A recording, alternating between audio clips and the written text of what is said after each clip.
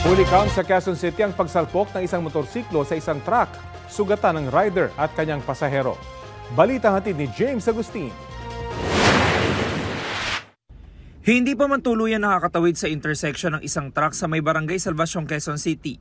Biglang may bumangga sa tagiliran nito na isang motorsiklo. Ang dalawang sakay ng motorsiklo tumilapon. Habang pagtawid ng truck sa intersection na yon, sadya naman bumangga ang harapan ng motor sa right portion ng truck. Base sa iba pang nakuha namin na CCTV footages, lumalabas na medyo may katulinan yung motorcycle taxi natin. Ayon sa truck driver, galing siyang Pasig at i-deliver sana ang mga kargang bakal sa Maynila nang mangyari ang aksidente. May biglang kumalampag sa tagiliran ng truck.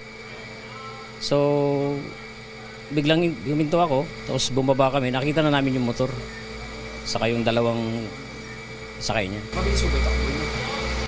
Mabagal lang kasi intersection eh. Yung motor ang mabilis ang takbo. Isinugod sa ospital ang motorcycle taxi rider na nagkasugat sa binti, habang may sugat din sa noon lalaking pasahero. Hindi na sila nakuna ng pahayag. Patuloy ang imbestigasyon sa insidente.